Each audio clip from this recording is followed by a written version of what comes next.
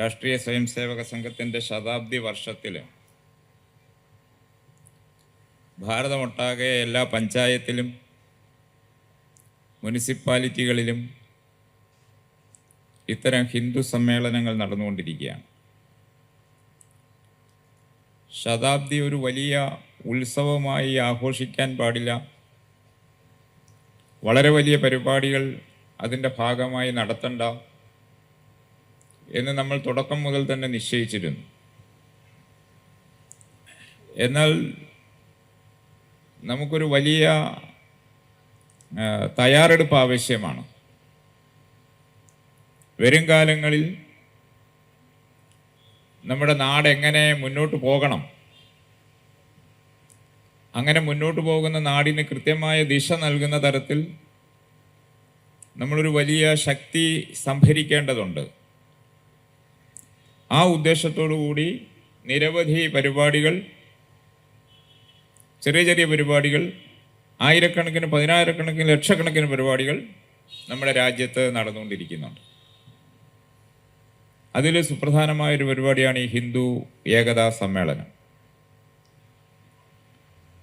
സൗഭാഗ്യവശാൽ നമ്മൾ ഈ ആലുവ മുനിസിപ്പാലിറ്റിയുടെ ഈ സമ്മേളനം ഈ അദ്വൈതാശ്രമത്തിൻ്റെ പവിത്ര ഭൂമിയിലാണ്. നമുക്കറിയാം കേരളത്തിൻ്റെ ചരിത്രം. പഠിക്കുന്നവർക്ക് ഇന്ന് കേരളത്തിൽ ഹിന്ദു സമൂഹം നിലനിൽക്കുന്നതിൻ്റെ ഒരു മുഖ്യമായ കാരണം, പ്രേരണ ശ്രീനാരായണ ഗുരുദേവനാണ് എന്ന് നമുക്ക് എല്ലാവർക്കും അറിയാം. അദ്ദേഹത്തിൻ്റെ പാദസ്പർശം അണിഞ്ഞ ഈ ഭൂമിയിൽ നമ്മൾ ഹിന്ദു സമൂഹത്തിൻ്റെ നന്മയ്ക്ക് വേണ്ടി, പുരോഗതിക്ക് വേണ്ടി, ഏകതയ്ക്ക് വേണ്ടി പ്രതിജ്ഞാബദ്ധരായി ഒന്നിച്ചുകൂടിയിരിക്കുകയാണ്. സ്വർഗീയ മാധവജിയുടെ നേതൃത്വത്തിൽ ഇവിടെ സൂചിപ്പിക്കുകയുണ്ടായി. പാലിയത്ത് ഒരു വിളംബരം നടന്നു. അതിൽ കേരളത്തിലെ ഏറ്റവും പ്രധാനപ്പെട്ട താന്ത്രിക വിദഗ്ധന്മാർ, പണ്ഡിതന്മാർ, ആചാര്യന്മാർ, മറ്റ് ആധ്യാത്മിക നേതാക്കന്മാർ അവരെല്ലാം പങ്കെടുത്ത് യോഗം ചേർന്ന് ചർച്ച ചെയ്ത് ഒരു തീരുമാനമെടുത്തു. ആ തീരുമാനം ഒരു വിളംബരമായി അവർ പ്രഖ്യാപിക്കുകയുണ്ടായി. അതനുസരിച്ചിട്ട് ബ്രാഹ്മണ്യം ജന്മം കൊണ്ടല്ല എന്ന വിളംബരത്തിലൂടെ അവർ പ്രഖ്യാപിക്കുകയും തന്ത്രമടക്കമുള്ള കർമ്മങ്ങൾ ചെയ്യാൻ ജന്മമല്ല അതിൻ്റെ കാരണം, അതിന് അവർക്കുള്ള യോഗ്യതയാണ് എന്ന് പ്രഖ്യാപിക്കുകയും ചെയ്തു. ആ പ്രഖ്യാപനം നടപ്പിൽ വരുത്താൻ ഹിന്ദു സമൂഹത്തിലെ എല്ലാ ജാതി വിഭാഗങ്ങളിലും പെട്ട ഏതാണ്ട് 45ഓളം വരുന്ന യുവാക്കൾക്ക് പൂജാ പരിശീലന ശിബിരം നടത്തുകയും അങ്ങനെ ശിബിരത്തിലൂടെ ആദ്യ ബാച്ചിന് ഇത് ചെയ്യാൻ അർഹതയുണ്ടെന്നുള്ള കാഞ്ചി ശങ്കരാചാര്യരൊപ്പിട്ട അദ്ദേഹത്തിൻ്റെ ഒരു അർഹതാ പത്രം, ഒരു സർട്ടിഫിക്കറ്റ് നൽകിയതും നമ്മുടെ ഈ അദ്വൈതാശ്രമത്തിൻ്റെ മണ്ണിലായിരുന്നു. ഇതര മതത്തിലെ എല്ലാ ചിന്തകന്മാരെയും ഒന്നിച്ചുകൂട്ടി സർവമതസാരവും ഏകമെന്ന ഹിന്ദുത്വത്തിൻ്റെ അനാദികാലം മുതലുള്ള സനാതന തത്വത്തെ പ്രഖ്യാപിക്കാൻ ഇടയാക്കിയതും ഈ അദ്വൈതാശ്രമത്തിൻ്റെ മണ്ണിലായിരുന്നു. അങ്ങനെയുള്ള അദ്വൈതാശ്രമത്തിൻ്റെ പവിത്രമായ ഈ ഭൂമിയിൽ ഈ അദ്വൈതാശ്രമത്തിൻ്റെ വർത്തമാനകാല കാര്യദർശിയായിട്ടുള്ള സംപൂജ്യ സ്വാമിജിയുടെ സാന്നിധ്യത്തിലാണ് നമ്മൾ ഈ യോഗം കൂടുന്നത് എന്നുള്ളത് വളരെ പ്രധാനപ്പെട്ട ഒരു കാര്യമാണ്. ഹിന്ദു ഐക്യം എന്ന ഒരു ആശയം ഇന്നത്തെ നമ്മുടെ ഒരു രാഷ്ട്രീയ സാമൂഹ്യ പരിതസ്ഥിതിയിൽ ആരെങ്കിലും പറഞ്ഞാൽ അത് വലിയ വിവാദമാകുന്ന ഒരാശയമായിട്ടാണ് നമുക്ക് അനുഭവപ്പെടുന്നത്. ഈ അടുത്ത കാലത്ത് SNDP യോഗത്തിൻ്റെ സമാദരണീയനായ ജനറൽ സെക്രട്ടറിയും നായർ സർവീസ് സൊസൈറ്റിയുടെ സമാദരണീയനായ ജനറൽ സെക്രട്ടറിയും മുൻകൈയെടുത്തിട്ട് ഒരു ഏകീകൃത ശ്രമങ്ങൾക്ക് തുടക്കം കുറിച്ചിരുന്നു. ദൗർഭാഗ്യവശാൽ അത് മുന്നോട്ട് പോയില്ല, പല ഘടകങ്ങളുണ്ടാവാം. പക്ഷെ ആ തുടക്കം കുറിച്ചപ്പോൾ നമ്മുടെ നാട്ടിലെ മാധ്യമങ്ങളിലൊക്കെ വന്ന ചർച്ചകളുടെ പൊരുൾ എന്താണ്? നമ്മുടെ നാട്ടിലെ പ്രമുഖ രാഷ്ട്രീയ പാർട്ടികളുടെ പ്രതികരണങ്ങൾ എന്തായിരുന്നു? നമ്മുടെ നാട്ടിൽ നിലനിൽക്കുന്ന ഒരു തരത്തിൽ മതേതരത്വത്തിൻ്റെ അട്ടിപ്പേറവകാശം ഏറ്റെടുത്തിട്ടുള്ള സാംസ്കാരിക നായകന്മാർ ഇതിനെ എങ്ങനെയാണ് വിവക്ഷിച്ചത് എന്ന് നമുക്കറിയാവുന്നതാണ്. ഒരു കോണിൽ നിന്നും അതിനെ അനുകൂലിക്കുന്ന, അതിനെ പ്രോത്സാഹിപ്പിക്കുന്ന അത്തരമൊരു മുന്നേറ്റം വളരെ നല്ലതാണ്, ഹിന്ദു സമൂഹത്തിൽ അത്തരം ഒരു ഐക്യം ഉണ്ടാകേണ്ടത് അനിവാര്യമാണ് എന്ന് ചിന്തിക്കാൻ പ്രേരിപ്പിക്കുന്ന ഒരു ലക്ഷണവും ഒരു നിർദ്ദേശവും ഉണ്ടായില്ലെന്ന് മാത്രമല്ല, ഇത് ഏതോ വരാൻ പോകുന്ന അപകടമാണ് എന്ന നിലയിലുള്ള ചർച്ചയാണ് നടന്നത്. ഇപ്പോൾ കേരളത്തിൽ ഇന്ന് നിലനിൽക്കുന്ന ഒരു പൊതു അന്തരീക്ഷം, നമുക്ക് ചുറ്റുമുള്ള ഒരു ഇക്കോസിസ്റ്റം എന്ന് പറയുന്നത് ഒരു പുതിയ വാക്കാണ്. അത് ഹിന്ദു സമൂഹം ഒന്നിക്കുന്നു എന്ന ഒരാശയത്തെ സ്വീകരിക്കുന്നത് എങ്ങനെയാണ് എന്ന് നമുക്ക് കൃത്യമായിട്ട് കാണിച്ചു തരുന്ന ഒരു കാര്യമാണ്. പക്ഷെ ആ ഇക്കോസിസ്റ്റം അങ്ങനെ നിലനിൽക്കുമ്പോൾ തന്നെയാണ് മലപ്പുറം ജില്ലയിൽ ഈ മഹാമാഘം എന്ന് പറയുന്ന ഈ വലിയ മേള നടന്നത്. നോക്കൂ, ഒരു തരത്തിലുള്ള പ്രചരണങ്ങളില്ല, ഒരു തരത്തിലുള്ള ഒരു വ്യാപകമായ സംഘാടനമില്ല. ആളുകളെ കൊണ്ടുവരാനൊന്നും, ആളുകൾ സ്വമേധയാ ഒഴുകിയെത്തുന്ന രീതിയിൽ ലക്ഷക്കണക്കിന് ഹിന്ദുക്കൾ മലപ്പുറം ജില്ലയിലെ തിരുനാവായിൽ നാവാമുകുന്ദൻ്റെ സന്നിധിയിൽ ത്രിമൂർത്തി ക്ഷേത്രത്തിൻ്റെ നടയിൽ ലക്ഷക്കണക്കിന് ഹിന്ദുക്കൾ ഒന്നിച്ചുകൂടി. ഈ രണ്ട് ചിത്രവും നമ്മുടെ മുന്നിലുണ്ട്. ഈ രണ്ട് ചിത്രവും ചൂണ്ടിക്കാണിക്കുന്ന എന്താണ്? ഈ ആദ്യമേ പറഞ്ഞ ഇക്കോസിസ്റ്റം വളരെ കാലങ്ങളായി നമ്മുടെ നാട്ടിൽ നിലനിൽക്കുന്നതാണ്. ഹിന്ദു സമൂഹം ഒന്നിക്കാൻ പാടില്ല, പുരോഗമിക്കാൻ പാടില്ല, മുന്നേറാൻ പാടില്ല, അത് എന്തോ വലിയ അപകടമാണ്, അതാണ് വർഗീയം, അത് കമ്മ്യൂണലാണ് എന്ന് സമൂഹത്തെ പറഞ്ഞ് ബോധ്യപ്പെടുത്താൻ നിരന്തരം ശ്രമിച്ചുകൊണ്ടിരിക്കുന്ന ഒരു സംവിധാനം നമ്മുടെ സംസ്ഥാനത്ത് വളരെ പ്രബലമായി കാലങ്ങളായി നിലനിൽക്കുന്നു.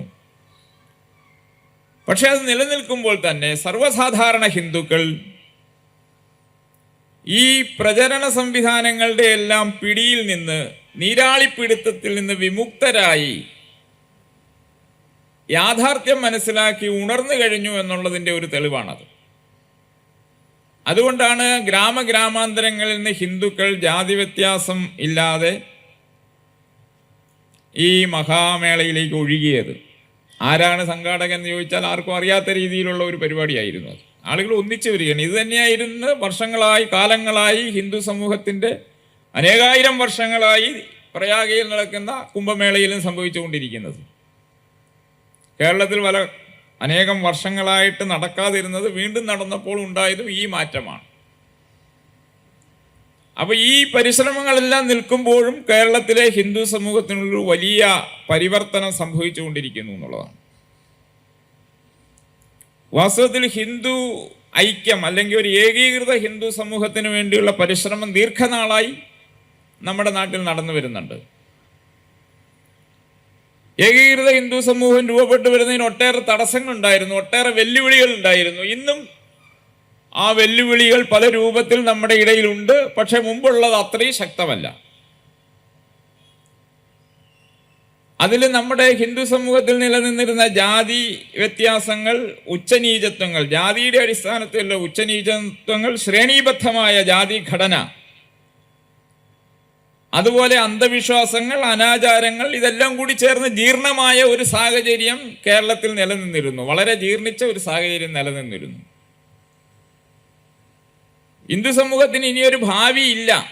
ഡോക്ടർ അംബേദ്കർ തൻ്റെ അനിഹിലേഷൻ ഓഫ് കാസ്റ്റ് എന്ന് പറയുന്ന, ജാതി നിർമൂലനം എന്ന് പറയുന്ന അദ്ദേഹത്തിൻ്റെ ഗ്രന്ഥത്തിൽ എഴുതിയത്, ഹിന്ദുക്കൾ ആരാലും തകർക്കാൻ കഴിയാത്ത ജാതി കോട്ടകളിൽ കിടന്ന്, അദ്ദേഹം പറയുന്നത് ഈ ജാതി കോട്ടകളുടെ സവിശേഷത എന്ന് പറയുന്നത് അതിൻ്റെ ഭിത്തികളെ ആർക്കും തകർത്ത് ഉള്ളിലേക്ക് കടക്കാൻ പറ്റില്ല, അതിൽ കഴിയുന്നവർക്ക് അതിൻ്റെ ഭിത്തികൾ തകർത്ത് പുറത്തു വരാനും പറ്റില്ല. മതം മാറാൻ എളുപ്പമാണ്, പക്ഷെ ജാതി മാറാൻ സാധ്യമല്ല. അത്രമാത്രം കടുത്ത ജാതി കോട്ടകളിൽ കിടന്ന് വെളിച്ചം കാണാതെ, ശ്വാസം കിട്ടാതെ, വീർപ്പ് മുട്ടി പിടഞ്ഞ് മരിച്ചു പോകും, ഇല്ലാതാകും എന്നായിരുന്നു ഡോക്ടർ അംബേദ്കർ എഴുതിയത്. അത് വെറുതെ എഴുതിയതല്ല, അദ്ദേഹത്തിൻ്റെ സ്വന്തം ജീവിത അനുഭവങ്ങളുടെ, ഉരുകിത്തിളയ്ക്കുന്ന ജീവിതാനുഭവങ്ങളുടെ പ്രതികരണമാണത്. അദ്ദേഹം എഴുതി തയ്യാറാക്കിയ ഒരു പ്രസംഗത്തിൻ്റെ ഭാഗമാണത്. ആ പ്രസംഗം അദ്ദേഹം നടത്താൻ കഴിഞ്ഞില്ല. കാരണം ഇങ്ങനെയൊക്കെയാണ് അദ്ദേഹം പ്രസംഗിക്കാൻ പോകുന്നതെന്ന് അറിഞ്ഞിട്ട് സംഘാടകർ അത് നടത്തണ്ടെന്ന് തീരുമാനിക്കുകയില്ലേ. അവസാനം അത് പുസ്തകമായിട്ട് പുറത്തു വന്നു. അത് ഒരു കാലഘട്ടത്തിൽ ഹിന്ദു സമൂഹത്തിൻ്റെ സ്ഥിതി മനസ്സിലാക്കിയാൽ വസ്തുനിഷ്ഠമായ ഒരു നിരീക്ഷണമാണത്. അപ്പൊ അത്തരം ഒരു പരിതസ്ഥിതിയിൽ, അത്തരം ജീർണതയിലാണ്ടുപോയ ഒരു ഹിന്ദു സമൂഹം ഇന്ന് നിലനിൽക്കുന്നു, ഇന്ന് നിവർന്നു നിൽക്കുന്നു, ഇന്ന് അങ്ങേയറ്റത്തെ ഉണർവോടുകൂടി, ആവേശത്തോടുകൂടി നിലനിൽക്കുന്ന ഒരു പരിവർത്തനം സംഭവിച്ചു. ആരാണ് ഈ പരിവർത്തനം കൊണ്ടുവന്നത്? നമ്മുടെ കേരളത്തിൽ ഒട്ടേറെ അവകാശവാദികൾ അതിനുണ്ട്. ഞാൻ അതിനെപ്പറ്റി ഇവിടെ വിശദീകരിക്കുന്നില്ല, സമയമില്ലാത്തതുകൊണ്ട്. പക്ഷേ കേരളത്തിൽ മാത്രമല്ല, ഇന്ത്യയൊട്ടാകെ ഈ പരിവർത്തനത്തിന് നേതൃത്വം കൊടുത്തതും ആഹ്വാനം കൊടുത്തതും മുന്നിൽ നിന്ന് നയിച്ചതും പിന്നിൽ നിന്ന് സമൂഹത്തെ മുന്നോട്ട് തള്ളിയതുമെല്ലാം ആധ്യാത്മിക ആചാര്യന്മാരായിരുന്നു, സന്യാസി ശ്രേഷ്ഠന്മാരായിരുന്നു. ചട്ടമ്പി സ്വാമികളുടെ 150-ാം ജന്മവാർഷികം പന്മനയിൽ നടക്കുമ്പോൾ അത് ഉദ്ഘാടനം ചെയ്ത് സംസാരിച്ചത് ജഗദ്ഗുരു മാതാ അമൃതാനന്ദമയി ദേവിയായിരുന്നു. അപ്പൊ അമൃതാനന്ദമയി ദേവി അവിടെ ചട്ടമ്പി സ്വാമിയെ വിശേഷിപ്പിച്ച ഒരു വാക്കുണ്ട്, അദ്ദേഹം ഒരു ആത്മീയ വിപ്ലവകാരിയായിരുന്നു എന്ന്. ഈ വിപ്ലവകാരി എന്നുള്ള വാക്ക് ആരുടെ കൂടെയാണ് ഏറ്റവും കൂടുതൽ ചേർക്കപ്പെട്ടിട്ടുള്ളത്, പ്രചരിപ്പിക്കപ്പെട്ടിട്ടുള്ളത് നമുക്കറിയാം. പക്ഷെ അവരാരും കേരളത്തിൽ യാതൊരു വിപ്ലവവും കൊണ്ടുവന്നിട്ടില്ല. അവരാരുമല്ല കേരളത്തിൽ ഈ നവോത്ഥാനം, കേരളത്തിൽ ഈ സമാജ പരിവർത്തനം സൃഷ്ടിച്ചത്. അത് സൃഷ്ടിച്ചത് അവർ പിന്തിരിപ്പൻ എന്ന് പറഞ്ഞ് ആക്ഷേപിച്ച് സമൂഹത്തിൽ ഒറ്റപ്പെടുത്താൻ ശ്രമിച്ച കാവി ഉടുക്കാത്ത സന്യാസി ശ്രേഷ്ഠന്മാരാണ്. ഇങ്ങനെ രണ്ടു കൂട്ടരുണ്ട്. അങ്ങനെയുള്ള ആധ്യാത്മിക ആചാര്യന്മാരായിരുന്നു കേരളത്തിൽ സാമൂഹ്യ പരിവർത്തനം കൊണ്ടുവന്നത്. അയ്യാ വൈകുണ്ഠസ്വാമികൾ, നിങ്ങളൊന്ന് ആലോചിച്ച് നോക്കൂ, 1830കളിൽ സമത്വ സമാജം എന്ന് പറഞ്ഞ ഒരു സംഘടന ഉണ്ടാക്കി. ഈ സമത്വം എന്ന് പറയുന്ന ഒരു ആശയം സോഷ്യലിസം വന്നതിന് ശേഷം ഉണ്ടായതല്ല. അത് ഹിന്ദു സമൂഹത്തിൻ്റെ ആധ്യാത്മിക സത്തയുടെ കേന്ദ്രബിന്ദുവാണ്. ആ സമത്വത്തെ വെച്ച് സമത്വ സമാജം എന്ന് പറയുന്ന ഒരു സംഘടന ഉണ്ടാക്കി. നമ്മൾ കൊട്ടിഘോഷിക്കപ്പെട്ട അറിയുന്ന സമൂഹ പന്തിഭോജനമൊക്കെ നടക്കുന്നതിന് 100 വർഷത്തോളം മുന്നിൽ അദ്ദേഹം സമപന്തിഭോജനം എന്ന പരിപാടി നടപ്പാക്കി. അപ്പോൾ അയ്യാ വൈകുണ്ഠസ്വാമികളിൽ തുടങ്ങി ശ്രീനാരായണ ഗുരുദേവന്റെ നേതൃത്വത്തിൽ മുന്നോട്ട് വന്ന് ചട്ടമ്പി സ്വാമികൾ അതിൻ്റെ ആന്തരികമായ ശക്തിയായി പ്രവർത്തിച്ച്, അതുപോലെ ശുഭാനന്ദ ഗുരുദേവനെ പോലെയുള്ള ആളുകൾ, അങ്ങനെ നിരവധി ആധ്യാത്മിക ആചാര്യന്മാരായിരുന്നു ഈ സാമൂഹ്യ പരിവർത്തനത്തിന് നേതൃത്വം കൊടുത്തത് കേരളത്തിൽ. ദൗർഭാഗ്യവശാൽ നമ്മുടെ പാഠശാലകളിൽ, പാഠപുസ്തകങ്ങളിൽ ഇതൊന്നും പഠിപ്പിക്കപ്പെടുന്നില്ല. അരിവിപ്പുറം പ്രതിഷ്ഠ മുതലിങ്ങോട്ട് തുടങ്ങിയ മുന്നേറ്റങ്ങൾ ഒരു വലിയ ചരിത്രമാണ്. അങ്ങനെ ഈ നവോത്ഥാനത്തിൻ്റെ പ്രവർത്തനത്തിൻ്റെ വേദിയിൽ അണിനിരന്ന ഈ ആചാര്യന്മാർ നമ്മളൊന്ന് ആലോചിച്ച് നോക്കണം. പരസ്പരം ഭിന്ന ജാതിയിൽപ്പെട്ട ആളുകൾ, ഉയർന്ന ജാതിയിലും താഴ്ന്ന ജാതിയിലും പെട്ട ആളുകൾ, അവർ ഏകോദര സഹോദരങ്ങളെ പോലെ സമൂഹത്തിൻ്റെ മുന്നിൽ ഒറ്റയ്ക്ക് നിന്നുകൊണ്ട് സമൂഹത്തിന് മാർഗദർശനം കാണിച്ചു. ചട്ടമ്പി സ്വാമിയും ശ്രീനാരായണ ഗുരുദേവനും ഒന്നിച്ചായിരുന്നു പ്രവർത്തിച്ചത് ഏറെക്കുറെ. രണ്ടുപേരുടെയും വഴി വ്യത്യസ്തമായിരുന്നു.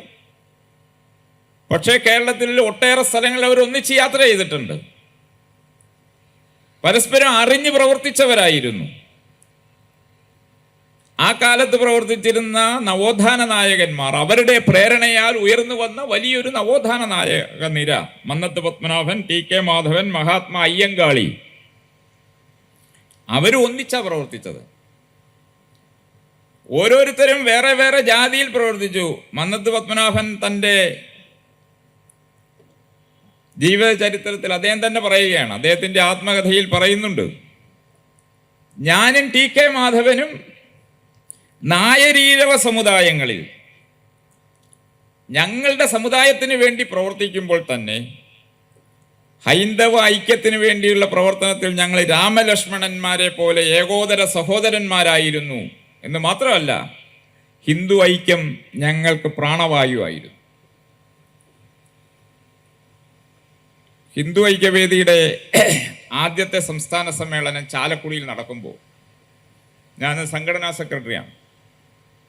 ആ ചാലക്കുടി ഹിന്ദു ഐക്യവേദിയുടെ സംസ്ഥാന സമ്മേളനത്തിൻ്റെ വേദിയിൽ വിവിധ ആദ്യകാലത്തെ നവോത്ഥാന നായകന്മാരുടെ ഇന്നത്തെ തലമുറയെ ആദരിക്കുന്ന ഒരു പരിപാടി ഉണ്ടായിരുന്നു. അപ്പം അതിൽ ടി കെ മാധവൻ്റെ മകൻ ബാബു വിജയനാഥ് ഉണ്ടായിരുന്നു, മന്നത്ത് പത്മനാഭൻ്റെ ചെറുമകൾ ഡോക്ടർ സുമതിക്കുട്ട് അമ്മയുണ്ടായിരുന്നു, കേളപ്പജിയുടെ ചെറുമകനുണ്ടായിരുന്നു, അയ്യങ്കാളിയുടെ ചെറുമകനുണ്ടായിരുന്നു. അങ്ങനെ നല്ലൊരു നിര ഹിന്ദു ഐക്യവേദിയുടെ സ്റ്റേജിൽ ഉണ്ടായിരുന്നു. ഇപ്പം എല്ലാവർക്കും സംസാരിക്കാൻ സമയമില്ലാത്തതുകൊണ്ട് എല്ലാവരുടെയും പ്രതിനിധിയായിട്ട് മന്നത്ത് പത്മനാഭൻ്റെ ചെറുമകൾ സംസാരിക്കട്ടെ എന്ന് അവർ തന്നെ നിശ്ചയിച്ചതനുസരിച്ച് തീരുമാനിച്ചു. ആ അമ്മയ്ക്ക് അന്ന് 70 വയസ്സിലധികം ഉണ്ട്. ആ അമ്മ ആ വേദിയിൽ വന്നിട്ട് സംസാരിച്ചപ്പോൾ പറഞ്ഞ ഒരു കാര്യം ഇതായിരുന്നു, ഞാൻ എൻ്റെ കുട്ടിക്കാലത്ത് എൻ്റെ വീട്ടിൽ ടി കെ മാധവനെ അയ്യങ്കാളിയും നിരന്തരം വരുന്നത് ഞാൻ കണ്ടിട്ടുണ്ട്. അവരൊന്നിച്ചിരിക്കുന്നതും ഒന്നിച്ച് ഭക്ഷണം കഴിക്കുന്നതും ഞാൻ കണ്ടിട്ടുണ്ട്. അവരുടെ 3 പേരുടെയും, മന്നത്തപ്പൻ്റെയും ടി കെ മാധവൻ്റെയും അയ്യങ്കാളിയുടെയും മടിയിൽ കയറിയിരുന്ന് ഞാൻ കളിച്ചിട്ടുണ്ട്. എനിക്ക് അയ്യങ്കാളി അപ്പൂപ്പനും ടി കെ മാധവൻ അമ്മാവനുമായിരുന്നു. അങ്ങനെയായിരുന്നു ഞാൻ അവരെ വിളിച്ചിരുന്നത് എന്ന് ടി കെ സുമതിക്കുട്ടിയമ്മ സാറ് പ്രസംഗിച്ചതാണ്. അപ്പോൾ അന്ന് അത്രയും കടുത്ത ജാതി വ്യത്യാസം നിലനിന്നിരുന്ന കാലത്ത് ഈ സാമൂഹ്യ പരിഷ്കർത്താക്കൾ ഓരോരുത്തരും അവരുടെ സമുദായത്തിന് വേണ്ടി മുന്നിൽ നിന്ന് പ്രവർത്തിക്കുമ്പോഴും ഏതൊരു സാഹോദര്യ ബന്ധത്തിൻ്റെ തീവ്രതയിൽ പരസ്പരം സഹവർത്തിച്ചു എന്ന് നമുക്ക് കാണാൻ സാധിക്കും. ഒരു വലിയ മാതൃകയായിരുന്നു. വൈക്കം സത്യാഗ്രഹം നടന്നപ്പോൾ SNDP യോഗവും NSSും ഒന്നിച്ച് പ്രവർത്തിച്ചു. SNDP യോഗത്തിൻ്റെ വേദിയിൽ എല്ലാ ഹിന്ദു സമുദായ സംഘടനകളുടെയും യോഗം നടന്നു. ഗുരുവായൂർ സത്യാഗ്രഹം നടന്നപ്പോൾ പൊന്നാനി താലൂക്കിൽ ഒരു ഹിതപരിശോധന നടന്നു. സവർണ ഹിന്ദുക്കളുടെ ഇടയിൽ ഏതാണ്ട് 70% ആളുകൾ പങ്കെടുത്ത ആ ഹിതപരിശോധനയിൽ 75% വോട്ട് ക്ഷേത്രപ്രവേശനത്തിന് അനുകൂലമായി വീണു. എന്ന് പറഞ്ഞാൽ ഹിന്ദു സമൂഹം അപ്പോഴേക്കും മാനസികമായി സജ്ജമായി കഴിഞ്ഞിരുന്നു. യാഥാസ്ഥിക ഒരു ചില കേന്ദ്രങ്ങൾ നിലനിന്നിരുന്നു. ആ കേന്ദ്രങ്ങളുടെ സമ്മർദ്ദം ഭരണാധികാരികളിൽ നിലനിന്നിരുന്നു.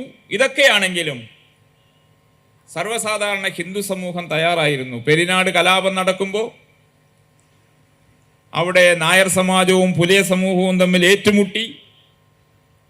അവിടുത്തെ പട്ടികജാതി സമുദായങ്ങൾക്ക് വലിയ കഷ്ടനഷ്ടങ്ങളുണ്ടായി. ആ സമയത്ത് അയ്യങ്കാളി മുൻകൈയെടുത്ത് കേരളത്തിലെ എല്ലാ ഹിന്ദു സമുദായ നേതാക്കന്മാരുടെയും യോഗം വെച്ചു. എനിക്ക് തോന്നുന്നത് സമീപകാലത്ത് ആധുനിക കാലത്തുണ്ടായ ആദ്യത്തെ ഹിന്ദു ഏകതാ സമ്മേളനം അയ്യങ്കാളിയുടെ നേതൃത്വത്തിൽ കൊല്ലം സ്വതന്ത്ര മൈതാനിയിൽ നടന്ന യോഗമായിരുന്നിരിക്കണം. ആ യോഗത്തിൽ ചങ്ങനാശ്ശേരി പരമേശ്വരൻ പിള്ള എന്ന നായർ സർവീസ് സൊസൈറ്റിയുടെ അന്നത്തെ അധ്യക്ഷൻ, അദ്ദേഹം ആ യോഗത്തിൽ അധ്യക്ഷം വഹിച്ചു. അയ്യങ്കാളി വിളിച്ചുകൂട്ടിയ സർവ്വസമുദായ സമ്മേളനത്തിൻ്റെ അധ്യക്ഷൻ NSSൻ്റെ പ്രസിഡന്റായിരുന്നു. ബ്രാഹ്മണ സമൂഹത്തിൻ്റെ പ്രതിനിധി അടക്കം എല്ലാ സമൂഹത്തിൻ്റെയും പ്രതിനിധികൾ ഇരിക്കുന്ന വേദിയിൽ ചങ്ങനാശ്ശേരി പരമേശ്വരൻ പിള്ള പ്രഖ്യാപിച്ചു, പരിഷ്കൃത സമൂഹത്തോടൊപ്പം ജീവിക്കാൻ അർഹതയുള്ളവരാണ് ഇവിടുത്തെ അടിച്ചമർത്തപ്പെട്ട പാവപ്പെട്ട പട്ടികജാതി സമുദായങ്ങൾ, പുലയ സമുദായങ്ങളടക്കമുള്ളവർ. അതുകൊണ്ട് പരിഷ്കൃത സമൂഹം ധരിക്കുന്നത് പോലെയുള്ള വേഷവിധാനങ്ങൾ ധരിക്കാൻ അവർക്ക് അവകാശമുണ്ട് എന്ന് അയ്യങ്കാളിയുടെ അഭ്യർത്ഥന മാനിച്ച് ചങ്ങനാശ്ശേരി പരമേശ്വരൻ പിള്ള അവിടെ പ്രഖ്യാപിച്ചു. അപ്പോൾ അത്യന്തം പ്രകോപനപരമായ സംഘർഷം മൂറ്റി നിന്ന ഒരു അന്തരീക്ഷത്തിൽ എല്ലാ സമൂഹത്തെ ഒന്നിച്ചു കൂട്ടിക്കൊണ്ടുവന്ന് സമന്വയത്തിൻ്റെയും സഹവർത്തിത്വത്തിൻ്റെയും ഭാഷയിൽ സാമൂഹ്യ പരിവർത്തനത്തിൻ്റെ പാത വെട്ടിത്തുറന്നു അയ്യങ്കാളി എന്ന് നമുക്ക് കാണാൻ സാധിക്കും. ഇങ്ങനെ തുടർച്ചയായ പരിശ്രമങ്ങൾ ഹിന്ദു ഏകീകരണത്തിന് വേണ്ടി ഇവിടെ നടന്നിട്ടുണ്ട്. ഇതെല്ലാം അതാത് ജാതി സമുദായങ്ങളുടെ മുന്നേറ്റത്തിന് വേണ്ടിയാണെങ്കിൽ കൂടിയും അതിൻ്റെ കണ്ടന്റ് ഹിന്ദു ഏകീകരണമായിരുന്നു, ഹിന്ദുത്വമായിരുന്നു. അതുകൊണ്ടാണ് ഈ എല്ലാ ആചാര്യന്മാരും ഒരുപോലെ മതപരിവർത്തനം ഹിന്ദു സമൂഹത്തിന് അപകടമാണ് എന്ന് തീരുമാനിച്ചത്. മതപരിവർത്തനത്തെ നിയമം മൂലം നിരോധിക്കണമെന്ന് ആദ്യമായി ഒരു ഭരണാധികാരിക്ക് കത്തെഴുതിയത് അയ്യങ്കാളിയായിരുന്നു. ഈ മതപരിവർത്തനം എൻ്റെ സമൂഹത്തിൽ വലിയ സംഘർഷമുണ്ടാക്കുന്നു, എൻ്റെ സമൂഹത്തിലെ കുടുംബാംഗങ്ങളെ പരസ്പരം ശത്രുക്കളാക്കി മാറ്റുന്നു, അവരുടെ ജീവിത മൂല്യങ്ങൾ, സദാചാര മൂല്യങ്ങളെയെല്ലാം തകർക്കുന്നു. അതുകൊണ്ട് ഈ മതപരിവർത്തനം നിയമം മൂലം നിരോധിക്കണം എന്ന് ശ്രീമൂലം തിരുനാളിന് അയ്യങ്കാളി കത്തെഴുതി. ആ കത്ത് മാനിച്ചുകൊണ്ട് തിരുവിതാംകൂർ രാജഭരണം നിർബന്ധിച്ചും പ്രലോഭിപ്പിച്ചും ഭീഷണിപ്പെടുത്തിയും നടത്തുന്ന എല്ലാ മതപരിവർത്തന ശ്രമങ്ങളും ഒരു ഉത്തരവിലൂടെ നിരോധിച്ചു. ഇത് നമ്മുടെ ചരിത്രത്തിന്റെ ഭാഗമാണ്. എന്തുകൊണ്ട് മതപരിവർത്തനം എതിർക്കപ്പെട്ടു? അത് ഹിന്ദു സമൂഹത്തെ ദുർബലപ്പെടുത്തുന്നു, ഇല്ലാതാക്കുന്നു എന്നത് മാത്രമല്ല, ഹിന്ദു സമൂഹത്തിന്റെ സദാചാര ധാർമ്മിക മൂല്യങ്ങൾ, ഹിന്ദു കുടുംബങ്ങളിൽ ഉണ്ടാക്കുന്ന സംഘർഷം, ഇതെല്ലാം വളരെ പ്രധാനമായിരുന്നു. പല ഘടകങ്ങളുണ്ടായിരുന്നു. ചട്ടമ്പി സ്വാമി നടത്തിയ പരിശ്രമങ്ങൾ, ശ്രീനാരായണ ഗുരുദേവൻ നടത്തിയ പരിശ്രമങ്ങൾ, ശുഭാനന്ദ ഗുരുദേവൻ നടത്തിയ പരിശ്രമങ്ങൾ, അതെല്ലാം പറഞ്ഞാൽ വളരെ സുദീർഘമായി പോകും, ഞാൻ അതിലേക്ക് കടക്കുന്നില്ല. അപ്പൊ അതുകൊണ്ട് ഹിന്ദു സമൂഹത്തിന്റെ ശക്തി, ഹിന്ദു സമൂഹത്തിന്റെ ഏകീകരണം, ഇത് പരമപ്രധാനമായി കരുതി നടന്ന മുന്നേറ്റമാണ് സാമൂഹ്യ നവോത്ഥാനത്തിന്റെ ചരിത്രത്തിന്റെ കാതൽ. മറ്റു പല ഘടകങ്ങളും ഉണ്ടാകാം, പക്ഷെ അതിന്റെ കേന്ദ്ര ബിന്ദു എന്ന് പറയുന്നത് ഹൈന്ദവ ശാക്തീകരണം എന്നുള്ളതായിരുന്നു. അപ്പൊ അങ്ങനെയുള്ള ഒരു ചരിത്രത്തിന്റെ തുടർച്ചയിലാണ് നമ്മൾ നിൽക്കുന്നത്. ഹിന്ദു മഹാമണ്ഡലത്തിന്റെ രൂപീകരണം നമ്മൾ ഏറെക്കുറെ കേട്ടിട്ടുണ്ടാവും. തിരുവിതാംകൂർ ഈ ഭാരതം സ്വതന്ത്രമായപ്പോൾ ആദ്യം തിരുക്കൊച്ചി ലയനം നടക്കുകയുണ്ടായി. തിരുവിതാംകൂറും കൊച്ചിയും ലയിച്ചു, ഒരു രാജ്യമായി.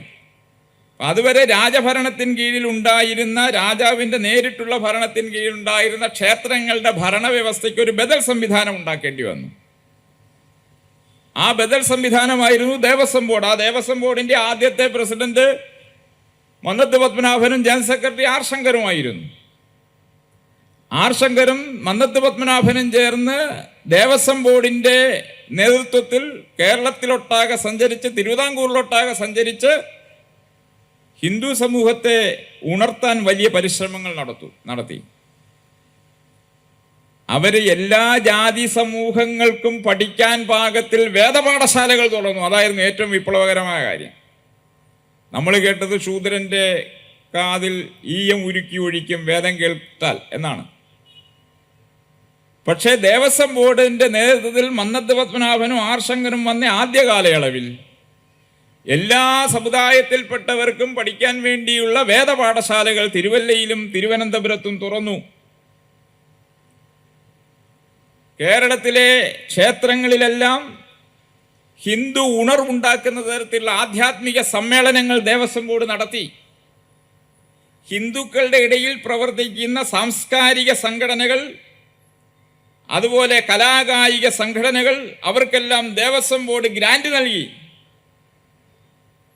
പാവപ്പെട്ട നിസ്സഹായരായ ഹിന്ദുക്കളെ സാമ്പത്തികമായി സഹായിക്കുന്ന പദ്ധതികൾ അവർ ആവിഷ്കരിച്ചു. പക്ഷേ ഉണ്ടായൊരു പ്രതികരണം എന്താണ്? ഹിന്ദു സമൂഹത്തിൽ അഭൂതപൂർവമായ ഐക്യത്തിൻ്റെ ഒരാവേശം, അഭിമാനത്തിൻ്റെ ഒരു ആവേശം ഉണ്ടായപ്പോൾ നമ്മുടെ കേരളത്തിലെ ചില രാഷ്ട്രീയ കേന്ദ്രങ്ങളിൽ വലിയ പ്രശ്നമുണ്ടായി. ഇങ്ങനെ ഹിന്ദുക്കൾ ഒന്നിച്ചാൽ, ഇങ്ങനെ ഹിന്ദുക്കൾ ഉണർന്നാൽ, ഇപ്പോഴത്തെ ഇക്കോസിസ്റ്റം തന്നെയാണ്, അവർ കുറച്ചും കൂടി പ്രബലരായിരുന്നു, അത് തങ്ങൾക്ക് ആപത്തായിരിക്കും എന്ന് കരുതിയ ചില ശക്തികൾ, അന്നത്തെ ചില വർഗീയ ശക്തികളുടെ പ്രേരണയാൽ ആ ദേവസ്വം ബോർഡ് പിരിച്ചുവിട്ടു. നിങ്ങൾ നോക്കൂ, ദേവസ്വം ബോർഡ് ക്ഷേത്രങ്ങൾ രാഷ്ട്രീയ വിമുക്തമാക്കണമെന്ന് ഇന്ന് നമ്മൾ പറഞ്ഞുകൊണ്ടിരിക്കുകയാണ്. അന്ന് തുടങ്ങിയതാണ്. അന്ന് മുതൽ ഇന്ന് വരെ പിരിച്ചുവിടാൻ അവർക്കൊരു സഹായകരമായ സാഹചര്യം ഉണ്ടായി. ഭരണഘടന നിലവിൽ വന്നപ്പോൾ അത് പിരിച്ചുവിടേണ്ട ആവശ്യം ഉണ്ടായിരുന്നില്ല. പക്ഷെ അതിൻ്റെ മറവിൽ അവർ പിരിച്ചുവിട്ടു. അന്നു മുതൽ ഇന്ന് വരെ ദേവസ്വം ബോർഡുകൾ നമ്മുടെ നാട് ഭരിക്കുന്ന രാഷ്ട്രീയ പാർട്ടികളുടെ, ഞാൻ പിന്നീടുള്ള വാക്ക് പറയുന്നില്ല, അതിൽ പല പ്രഗത്ഭന്മാരും ദേവസ്വം ബോർഡ് മെമ്പർമാരായി ഇരുന്നിട്ടുണ്ട്. പക്ഷെ അവരെല്ലാം പ്രവർത്തിച്ചത് രാഷ്ട്രീയ പാർട്ടികളുടെ ചട്ടുകങ്ങളായിട്ടാണ്. ദേവസ്വം ക്ഷേത്രങ്ങളിൽ ശബരിമലയിൽ സ്വർണ്ണക്കൊള്ള പുതിയ കാര്യമാണ്. എത്രയോ വർഷങ്ങൾക്ക് മുമ്പ് ചോറ്റാനിക്കര അമ്പലം, കൊച്ചിൻ ദേവസ്വം ബോർഡിലെ വിവിധ ക്ഷേത്രങ്ങളിൽ നടന്ന കണക്കെടുപ്പുകളെ പറ്റി ഒരു പഠന റിപ്പോർട്ട്, കുട്ടിക്കൃഷ്ണമേനോന്റെ പഠന റിപ്പോർട്ട് നിലവിലുണ്ട്. ചോറ്റാനിക്കര അമ്പലത്തിലെ കാണിക്കകളിൽ വീണ സ്വർണം ഇല്ല, റെക്കോർഡില്ല, ആഡിറ്റില്ല, ഗുരുവായൂരില്ല. ഇത് പുതിയ കാര്യമൊന്നുമല്ല, ഇതിപ്പം പുറത്തു വന്നു എന്നുള്ളതേ ഉള്ളൂ. അത് വന്നത് യഥാർത്ഥത്തിലുള്ള എത്രയോ ചെറുതാണ്. എന്നിട്ട് യഥാർത്ഥ കുറ്റവാളികൾ പിടിക്കപ്പെടാൻ പോകുന്നുണ്ടോ? ഇപ്പൊ 1949 ഉണ്ടാക്കിയ ദേവസ്വം ബോർഡിനെ 50 പിരിച്ചുവിട്ട് ആ കാലം മുതൽ ഇന്ന് വരെ ദേവസ്വം ബോർഡ് ഹിന്ദു സമൂഹത്തിന്റെ ക്ഷേത്രങ്ങളുടെ പുരോഗതിക്ക് വേണ്ടി, നന്മയ്ക്ക് വേണ്ടി ഒരു ചുക്കും ചെയ്തിട്ടില്ല. സർക്കാർ പറയുന്നത് ഞങ്ങൾ പൈസ കൊടുക്കുന്നുണ്ടെന്നാണ്. കേണൽ മൺറോ ഈ കണ്ട ക്ഷേത്രങ്ങളെല്ലാം ഏറ്റെടുത്തപ്പോൾ ഈ കണ്ട ക്ഷേത്രങ്ങളുടെ എല്ലാം കോടിക്കണക്കിന് സ്വത്ത്, കോടിക്കണക്കിന് രൂപ സർക്കാർ ഖജനാവിലേക്ക് വകകൂട്ടി. അപ്പോൾ അവസാനം അത് കേസായപ്പോൾ അതിന് കണക്കില്ല, എവിടെയാണെന്ന് തെളിവില്ല. അവസാനം അതിനെപ്പറ്റി പഠന കമ്മീഷൻ വെച്ചു, രാമേന്ദ്രൻ കമ്മീഷൻ വെച്ചു. ജസ്റ്റിസ് അദ്ദേഹം നടത്തിയ പഠനത്തിൻ്റെ ഫലമായിട്ട് ദേവസ്വം ബോർഡിൽ നിന്ന് കൊണ്ടുപോയ സ്വത്തിനെ സംബന്ധിച്ച് വളരെ വലിയ കണക്കാണ് പറഞ്ഞിരിക്കുന്നത്. അതിൻ്റെ ഒരു ചെറിയ ശതമാനം ഗ്രാൻഡായി കൊടുക്കാൻ അന്ന് തൊട്ട് നിശ്ചയിച്ചു. അതല്ലാതെ ആ ഗ്രാൻഡ് അല്ലാതെ അതിൽ ഒരു നയാ പൈസ, അന്ന് നിശ്ചയിച്ചതിൽ ഒരു നയാ പൈസയും കൂട്ടാതെ ഇന്നും തുടരുകയാണ്. ഇപ്പം നമ്മുടെ സമ്പത്തെല്ലാം കൊള്ളയടിച്ചുകൊണ്ട് പോയിട്ട് അതിൻ്റെ പലിശയ്ക്ക് പോലും ഇല്ലാത്ത തുക തന്നുകൊണ്ട് ഇന്ന് അവകാശപ്പെടുന്നത് ഞങ്ങളാണ് അമ്പലങ്ങളെയൊക്കെ നിലനിർത്തുന്നതെന്ന്. നമ്മുടെ ക്ഷേത്രങ്ങളെയെല്ലാം അതിൻ്റെ ആചാരപരമായ പവിത്രത, പരിശുദ്ധി തകർക്കുന്നു. വിശ്വാസപരമായ അതിൻ്റെ ദൃഢത, ജനങ്ങൾക്കുള്ള വിശ്വാസം തകർക്കാൻ ശ്രമിക്കുന്നു. ഇതെല്ലാം നടന്നുകൊണ്ടിരിക്കുകയാണ്. എന്നിട്ടും ക്ഷേത്രങ്ങളിൽ ഈ അടുത്ത കാലത്തായി വൻപിച്ച ജനക്കൂട്ടമാണ്. ഇതൊരു മാറ്റമാണ്. അപ്പൊ ഈ പരിശ്രമങ്ങളെല്ലാം നടക്കുകയാണ്.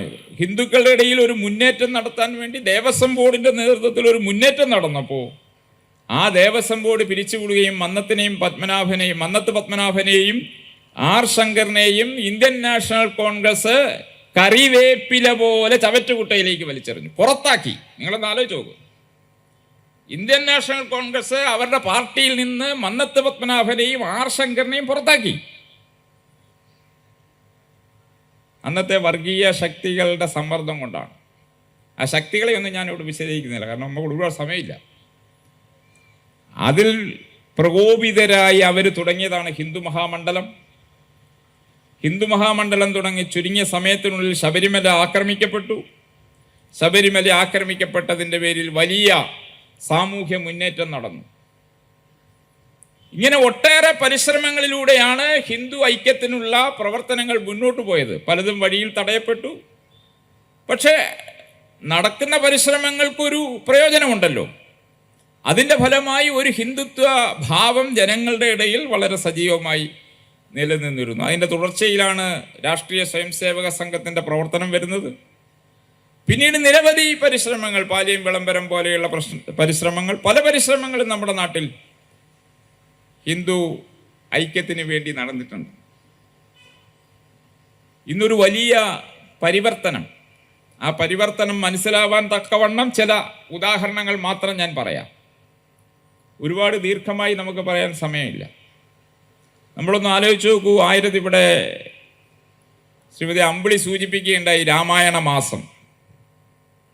ഒരു കാലത്ത് കേരളത്തിലെ സന്ധ്യാനാമങ്ങൾ, നിലവിളക്ക് കൊളുത്തി സന്ധ്യാനാമങ്ങൾ ജപിച്ചിരുന്ന വീടുകളിൽ ആ നിലവിളക്കിൻ്റെ തിരിക്കെട്ട് സന്ധ്യാനാമം ചൊല്ലുന്ന പതിവ് അവസാനിച്ചു. വളരെ സമ്പന്നമായി നിലനിന്നിരുന്ന ക്ഷേത്രങ്ങളിൽ ഹിന്ദുക്കൾ വിളക്ക് കൊളുത്താൻ പ്രവേശിക്കാതെയായി. ഒരു അന്തിത്തിരി കൊളുത്താൻ പോലും നിവൃത്തിയില്ലാത്ത രീതിയിൽ ക്ഷേത്രങ്ങൾ തകർന്നടിഞ്ഞു. അത് ടിപ്പു സുൽത്താനും മാപ്പിളലകളക്കാലത്തും തകർന്നടിഞ്ഞതിനേക്കാൾ ക്രൂരമായി പിൽക്കാലത്ത് ഹിന്ദുക്കൾ നമ്മുടെ ആരാധനയിൽ നിന്ന്, വിശ്വാസങ്ങളിൽ നിന്ന് അകന്നുപോയി. അതിന് കാരണം നമ്മുടെ നാട്ടിൽ പ്രചരിച്ച നിർമ്മത നിരീശ്വരവാദ കമ്മ്യൂണിസ്റ്റ് രാഷ്ട്രീയത്തിൻ്റെ പ്രചരണം, മതപരിവർത്തന ശക്തികളുടെ പ്രചരണം, ഇതെല്ലാമായിരുന്നു. ഇതെല്ലാം കൂടി ചേർന്ന് ഹിന്ദുക്കളെ നമ്മുടെ ആരാധനാലയങ്ങളിൽ നിന്ന് അകറ്റി, നമ്മുടെ അനുഷ്ഠാനങ്ങളിൽ നിന്ന് അകറ്റി, നമ്മുടെ വീടുകളിൽ ഹിന്ദു ബോധമുദിപ്പിക്കുന്ന ഒന്നും തന്നെ നിലവിലില്ലാത്ത ഒരു സാഹചര്യം വന്നിരുന്നു. നമുക്ക് ഒരു 50-കൾ 60-കൾ ഒക്കെ കേരളത്തിൽ എന്താ സംഭവിച്ചതെന്ന് ആ കാലത്തൊക്കെ ജീവിച്ചിരുന്നവരുണ്ടെങ്കിൽ അവർക്ക് മനസ്സിലാവും. 70-കളുടെ പകുതി വരെയെങ്കിലും അങ്ങനെയാണ് സംഭവിച്ചിട്ടുള്ളത്. എൻ്റെയൊക്കെ കുട്ടിക്കാലത്ത് എനിക്ക് ഓർമ്മയുണ്ട്, കുറിയിട്ടുകൊണ്ട് നമുക്ക് നമ്മുടെ ക്ലാസ്സുകളിൽ പോയാൽ നമ്മൾ അപഹസിക്കപ്പെടും. അമ്പലങ്ങളിൽ അമ്മമാര് മൂടുപട വിട്ടു പോകേണ്ട ഒരു സ്ഥിതി നമ്മുടെ ഗ്രാമങ്ങളിൽ ഉണ്ടായിരുന്നു. അവർ കൂട്ടം കൂടി ഇന്ന് പരിഹസിക്കും. അന്ധവിശ്വാസത്തിൻ്റെ കേന്ദ്രങ്ങളാണ് അമ്പലങ്ങൾ എന്നുള്ള പ്രചരണം ഇവിടെ പ്രബലമായിരുന്നു. ഇന്നത്തെ അന്തരീക്ഷം നിങ്ങളൊന്നു നോക്കൂ. അങ്ങനെ പ്രചരിപ്പിച്ച ആളുകൾ, അവരുടെ കുടുംബങ്ങൾ, അവർ ദേവസ്വം ബോർഡ് ഭരിക്കുന്നത് അവിടെ നിൽക്കട്ടെ, പക്ഷെ കുടുംബാംഗങ്ങൾ ജാതി വ്യത്യാസമില്ലാതെ അമ്പലങ്ങളിലേക്ക് വരുന്നു. നമുക്കറിയാം, സന്തോഷ് മാധവ് എന്ന് പറയുന്ന ഒരു കൃത്രിമി, ഒരു കള്ളൻ, ഒരു സന്യാസിയുടെ വേഷം ധരിച്ച് കള്ളത്തരം കാണിച്ചു. കേരളത്തിലുണ്ടായ പുകിലെന്താണ്? എല്ലാ സന്യാസിമാരും കള്ളന്മാരാണെന്നുള്ള പ്രചരണം നടന്നു. ഇടുക്കിയില് ദേവികുളത്ത് അവിടെ വനവാസികളുടെ ഇടയിൽ സേവാപ്രവർത്തനത്തിന് പോയ ഒരു സന്യാസിയെ തടഞ്ഞു നിർത്തി ചെരുപ്പുമാലയിട്ടു DYFI. അവസാനം ഹിന്ദു ഐക്യവേദിയുടെ മറ്റ് പ്രവർത്തകരെല്ലാം കൂടി സംഘടിച്ച് ആ ചെരുപ്പുമാല ഇട്ടവരെ കൊണ്ട് ആ സ്വാമിജിയെ സ്വീകരിപ്പിച്ചു, പ്രായശ്ചിത്തം ചെയ്യിച്ചു. കോഴിക്കോട് ഒരു സ്വാമിജിയുടെ താടിയും മുടിയും പിടിച്ചളഞ്ഞു. നിങ്ങളൊന്ന് ആലോചിച്ചു, വേറെ ഏതെങ്കിലും ഒരു സമുദായത്തിൻ്റെ ആധ്യാത്മിക ആചാര്യന്മാർക്കെതിരെ, സന്യാസി നേതാക്കന്മാർക്കെതിരെ ഇത്തരം ആക്രമണങ്ങൾ നടത്താൻ ആർക്കെങ്കിലും ധൈര്യം വരുമോ? ഇത് ഒരുപാട് പഴയകാലമല്ല. നോക്കൂ, കള്ളന്മാരെല്ലാ കൂട്ടത്തില്ല. ഡോക്ടർമാരുടെ കൂട്ടത്തിൽ കള്ളന്മാരുണ്ട്. പക്ഷെ അതുകൊണ്ട് എല്ലാ ഡോക്ടർമാരെ ആരെങ്കിലും ആക്രമിക്കുമോ? പോലീസുകാരുടെ കൂട്ടത്തിൽ കള്ളന്മാരുണ്ട്. പോലീസ് വേഷമിട്ട് കള്ളത്തരം കാണിക്കുന്നില്ല. ഈ അടുത്ത കാലത്ത് കിളിമാനിലൊരു അപകടം ഉണ്ടായി. ഒരു വണ്ടി, ഒരു സ്കൂട്ടറിൽ പോയ ഒരു കുടുംബത്തെ ഇടിച്ച് നിർത്താതെ ആ കുടുംബത്തിലെ കുട്ടികളെയും വലിച്ചും കൊണ്ടുപോയി ആ വണ്ടി. എന്നിട്ട് പോയി ഒരു പോസ്റ്റിൽ പോയി ഇടിച്ചു. നാട്ടുകാർ കൂടി. ഡ്രൈവറെ മാത്രമേ കിട്ടിയുള്ളൂ, അതിനകത്തുണ്ടായിരുന്നവരെ കിട്ടിയില്ല. നാട്ടുകാർ പറയുന്നത് അവിടെ അതിനകത്തുണ്ടായിരുന്നത് ചില പോലീസ് ഉദ്യോഗസ്ഥന്മാരായിരുന്നു. എൻ്റെ തെളിവൊന്നുമില്ല, നാട്ടുകാർ പറഞ്ഞതാ. അവരെ കിട്ടാൻ പോകുന്നില്ല, അവരെ പിടിക്കാൻ പോകുന്നില്ല. അപ്പോൾ ഇങ്ങനെയുള്ള സംഭവങ്ങൾ സമൂഹത്തിൽ നടക്കുന്നുണ്ട്. പക്ഷെ അതുകൊണ്ട് എല്ലാ പോലീസുകാരും കള്ളന്മാരെന്ന് ആരെങ്കിലും പറയാറുണ്ടോ? സന്തോഷ് മാധവൻ ഒരു സന്യാസി ആയിരുന്നില്ല, അവൻ കള്ളത്തരത്തിന് കൂട്ടുപിടിക്കാൻ സന്യാസ വേഷം ഇട്ടതാണ്. പക്ഷെ അമൃതാനന്ദമയി ദേവി ഇവരെ ആക്രമിക്കപ്പെടുന്ന ഒരു സാഹചര്യം ഉണ്ടായി. നമ്മളൊന്ന് ആലോചിച്ചു, എന്തായിരുന്നു നമ്മുടെ നാട്ടിലെ അന്തരീക്ഷം? പക്ഷെ ഇന്ന് അതിന് ധൈര്യപ്പെടുമോ? ഇന്ന് ആധ്യാത്മിക ആശ്രമങ്ങളിൽ അവരുടെ ആധ്യാത്മിക പ്രഭാഷണങ്ങൾ കേൾക്കാൻ, ആയിരങ്ങൾ, പതിനായിരങ്ങൾ, എല്ലാ പ്രായത്തിലുമുള്ളവർ ഒന്നിച്ചു കൂടുന്നില്ലേ? ആധ്യാത്മിക യജ്ഞങ്ങളിൽ ആളുകൾ ഒന്നിച്ചു കൂടുന്നു, ക്ഷേത്രങ്ങളിൽ ആരാധനയ്ക്ക് ഒന്നിച്ചു കൂടുന്നു. ഏറ്റവും അവസാനം നമ്മുടെ ഭജനകളെ പറ്റി ഒന്ന് ആലോചിച്ച് നോക്കൂ. ഇപ്പം ഏറ്റവും കൂടുതൽ ആൾ വരണം, വലിയ പരിപാടിക്കൊക്കെ ആൾ വരണം എന്നുണ്ടെങ്കിൽ ഒരു ഭജന വെച്ചാൽ മതി എന്നായി. ആ നിലയിലേക്ക് വലിയ പരിവർത്തനം വന്നിരിക്കുന്നു. ആധ്യാത്മികമായി ഹിന്ദു സമൂഹം ഉണർന്നുകൊണ്ടിരിക്കുന്നു. കേവലം ആധ്യാത്മികമായിട്ട് മാത്രമല്ല, നമുക്കറിയാം 1921 കാലത്ത് മാപ്പിള ലഹള നടക്കുമ്പോൾ ഏർനാടിൻ്റെയും വള്ളുവനാടിൻ്റെയും താലൂക്കുകളിൽ നിന്ന് ഹിന്ദുക്കൾ ആത്മരക്ഷാർത്ഥം പലായനം ചെയ്തു. അങ്ങനെ പലായനം ചെയ്തവരുടെ കൂട്ടത്തിൽ ഒരു കുടുംബമാണ് സാക്ഷാൽ ഇ എം ശങ്കരൻ നമ്പൂതിരിപ്പാടിൻ്റെ കുടുംബം. ഇ എം ശങ്കരൻ നമ്പൂതിരിപ്പാടെന്ന ബാലൻ ആ കുടുംബത്തോടൊപ്പം മലപ്പുറം ജില്ലയിൽ നിന്ന് ഇരിഞ്ഞാലക്കുടയിലേക്ക് പലായനം ചെയ്യപ്പെട്ട ആളാണ്. എന്നാലോചിച്ചു നോക്കൂ. ലക്ഷക്കണക്കിന് ആളുകൾ പലായനം ചെയ്യപ്പെട്ടു, ലക്ഷക്കണക്കിന് ആളുകൾ മതപരിവർത്തനം ചെയ്യപ്പെട്ടു, ആയിരക്കണക്കിന് ആളുകൾ കൊല്ലപ്പെട്ടു, നൂറുകണക്കിന് അമഭംഗന്മാർ മാനഭംഗം ചെയ്യപ്പെട്ടു.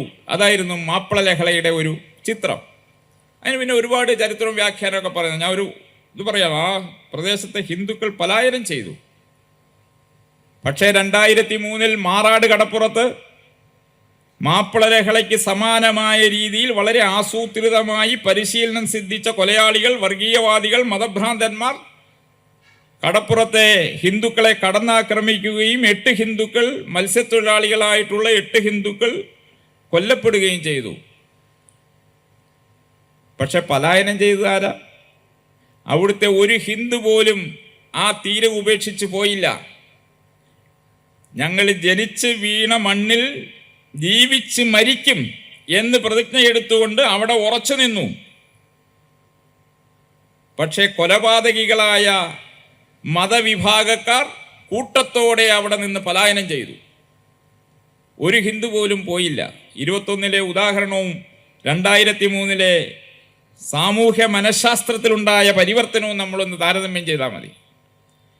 ആ സമയത്ത് മാറാടിനടുത്ത് ഒരു പ്രദേശത്ത് ഞങ്ങൾ ചെല്ലുമ്പോൾ 7 ഹിന്ദു കുടുംബങ്ങളാണ് ഉണ്ടായിരുന്നത്. ബാക്കി മുഴുവൻ മുസ്ലിങ്ങളാണ്. അവിടെ മുസ്ലിങ്ങളുടെ ഒരു മാറാട് പ്രദേശം അല്ലായിരുന്നു, തൊട്ടടുത്തുള്ള പ്രദേശം, ഒരു ഗ്രാമം. ഞാൻ വിഭാഗ് പ്രചാരകൻ, ഞങ്ങൾ കുറച്ച് പേരുണ്ടായിരുന്നു. ആ 7 പേരോട് നമ്മൾ പറഞ്ഞു, നിങ്ങൾ വേണമെങ്കിൽ ഇവിടെ നിന്ന് മാറി താമസിക്കുക, എല്ലാ സൗകര്യം ചെയ്യാം. 7 പേരും മാറത്തില്ല. ഞങ്ങൾ ഇവിടെ മരിക്കാനാണെങ്കിൽ ഇവിടെ വീണ് മരിക്കും, പക്ഷേ ഈ ഭൂമി, ഞങ്ങൾ ജനിച്ച് വീണ ഭൂമി വിട്ട് ഞങ്ങൾ എവിടെയും പോവില്ല. ആ 7 പേരും സുരക്ഷിതമായി അവിടെ ജീവിക്കേണ്ടതിൻ്റെ ഉത്തരവാദിത്വം അവിടുത്തെ ബാക്കി വന്ന ഇതര മതസമൂഹത്തിൻ്റെ ചുമതലയിലായി. അവർ കാവൽ നിന്നു, വേറെ ആരും വന്ന് ആക്രമിക്കാതിരിക്കാൻ. ഒന്ന് ആലോചിച്ച് നോക്കും മാറ്റം. ഇപ്പൊ കേവലം മതപരമായ ഒരു ഉണർവ് മാത്രമല്ല, അത് ഹിന്ദു സമൂഹത്തിൽ ഉയർന്നു വന്ന ഒരു ആത്മാഭിമാനത്തിൻ്റെ മാറ്റമാണ്. പലായനം ചെയ്യുന്നവരല്ല, പിടിച്ചു നിൽക്കുന്നവരാണ്. അക്രമികൾ പലായനം ചെയ്യുന്നു പേടിച്ച്. ഹിന്ദു സംഘടിത മനഃശാസ്ത്രത്തെ ഭയന്ന് ഹിന്ദുക്കൾ ഒരു തരി മണല് പോലും ആരുടെയും ദേഹത്ത് നുള്ളിയിട്ടില്ല. ആർക്കും ഒരു പരിക്ക് പറ്റിയില്ല, പക്ഷേ അവിടുന്ന് പലായനം ചെയ്തു. ഇത് ഈ സമീപകാലത്ത് നടന്ന ഉദാഹരണമാണ്. 80കളുടെ തുടക്കത്തിൽ രാമായണ മാസം ആഹ്വാനം ചെയ്തപ്പോൾ രാമായണം ശൂദ്രമേധ സംസ്കാരം പ്രചരിപ്പിക്കാൻ വേണ്ടിയാണ് തിരിച്ചു കൊണ്ടുവരുന്നത്. ഇപ്പം ഈ അടുത്ത കാലത്തും കുറച്ച് ആൾക്കാർ അത് പറയുന്നുണ്ട് എന്ന് പറഞ്ഞ് കേരളത്തിൽ ഉടനീളം പ്രഭാഷണങ്ങൾ നടത്തിയ പുരോഗമന കലാസാഹിത്യ സംഘം, അതിൻ്റെ നേതാവ് തിരുനെല്ലൂർ കരുണാകരനും പി പരമേശ്വർജിയുമായിട്ട് അതിനെ സംബന്ധിച്ചുണ്ടായ സംവാദം അതിന് നമുക്ക് പുസ്തകരൂപത്തിൽ കിട്ടും വായിക്കാൻ. രാമായണ മാസത്തിനെതിരായി വളരെ സംഘടിതമായി ആസൂത്രിതമായി കവലകളിൽ മൈക്ക് കെട്ടിവെച്ച് പ്രസംഗിച്ചവരായിരുന്നു കമ്മ്യൂണിസ്റ്റുകാർ. കുറച്ച് വർഷങ്ങൾക്ക് മുമ്പ് ഞാൻ കൊല്ലം കടപ്പാക്കടയിൽ ബസ് കാത്ത് നിൽക്കുകയായിരുന്നു. ഭാഗ്യവശാലോ നിർഭാഗ്യവശാലോ ഞാൻ ബസ് കാത്ത് നിന്നത് പ്രഭാത് ബുക്ക് ഹൗസിൻ്റെ വരാന്തയിലാണ്. പ്രഭാത് ബുക്ക് ഹൗസ് എന്ന് പറഞ്ഞാൽ നിങ്ങളിൽ ചിലർക്ക് ഓർമ്മയുണ്ടാവും, ഒരു കാലത്ത് ഈ സോവിയറ്റ് നാട്, സോവിയറ്റ് യൂണിയൻ എന്നൊക്കെ പറയുന്ന സോവിയറ്റ് റഷ്യയിലെ വാഴ്ത്തുപാട്ടുകൾ പ്രചരിപ്പിച്ചിരുന്ന വളരെ വില കൂടിയ മാഗസീൻ വളരെ വില കുറച്ച് വിതരണം ചെയ്തിരുന്നവരായിരുന്നു. ഒരു കമ്മ്യൂണിസ്റ്റ് പാർട്ടിയുടെ CPIയുടെ ഔദ്യോഗിക പുസ്തക പ്രസാധന വിഭാഗമാണ് പ്രഭാത് ബുക്ക് ഹൗസ്. അപ്പോൾ അവര് ജനയുഗം ഓഫീസ് അതിൻ്റെ നേരെ ഓപ്പോസിറ്റാണ്. ഇപ്പുറത്ത് പ്രഭാത് ബുക്ക് ഹൗസിൻ്റെ ഓഫീസുണ്ട്.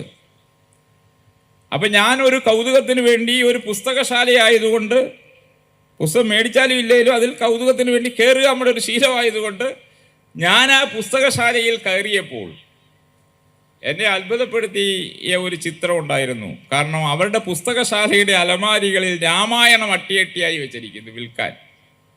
അപ്പം ഞാൻ അവരോട് ചോദിച്ചാൽ, നിങ്ങൾ ഈ കമ്മ്യൂണിസ്റ്റ് പ്രസിദ്ധീകരണ ശാലയല്ലേ ഇത്?